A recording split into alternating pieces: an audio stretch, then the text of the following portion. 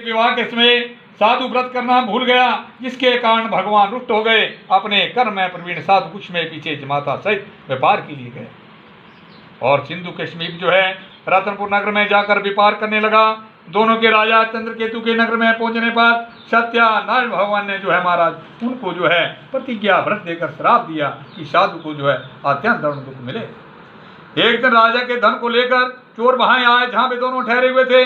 पीछे से राजा के दूतों को दौड़ते हुए आते देखकर चोर भयभीत होकर माल वहां छोड़कर छिप गए। राजा के दूत साधु वैश्य के पास पहुंचे तो वहां राजा के धन को रखा देख उन दोनों वैश्यों को ले गए।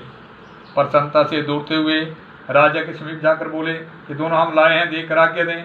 राजा की आज्ञा पाकर उनको तुरंतता से बांध कर जो है मना कारागार में बिना विचारे डाल दिए गए। सत्यानारायण भगवान की माया के वंशीभूत और किसी ने उनका कहना नहीं सुना और दोनों का धन भी राजा चंद्रकेतु ने ग्रहण कर लिया। लगी एक दिन वह भूख से पीड़ित हुई ब्राह्मण के घर गई। वहां जाकर उसने सत्यानारायण के व्रत को देखा।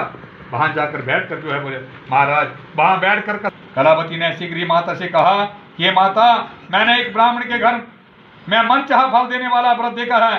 कन्या के ऐसे वचन सुन कर वैश्य की स्त्री सत्यानारायण का व्रत करने को तैयार हुई। उस वैश्य की स्त्री ने अपने कुटुंबीय बंधुओं के साथ व्रत किया और सत्यानारायण भगवान से वर मांगा कि मेरे पति और जमाता शीघ्र ही घर आ जाएं और प्रार्थना की दोनों का अपराध जो है क्षमा करो। सत्यानारायण भगवान फिर इस व्रत से संतुष्ट हो गए। राजा चंद्रकेतु को स्वप्न में दिखाई दिए और कहा कि राजन, 2 बंदी वैश्यों को प्रातः ही छोड़ देना और वह सब धन दे देना जो तुमने ग्रहण किया है, नहीं तो तेरा राज्य पुत्रादि सब नष्ट कर दूंगा। बंधन खोल राजा के पास लाकर अपने को कहा कि तुम दोनों वैश्य पुत्रों को बेड़ी के बंधन से मुक्त करने आए हैं। दोनों ने राजा चंद्रकेतु को प्रणाम कर पहली बातों का स्मरण करते हुए डर के मारे कुछ न कहा।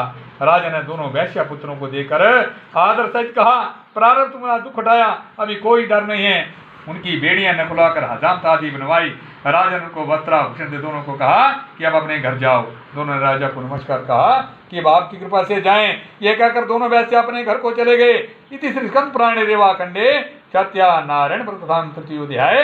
बोलिए सत्यनारायण भगवान की जय। ध्यानार्थे पुष्पम समर्पयामि। हरि ओम श्री सत्यानारायण।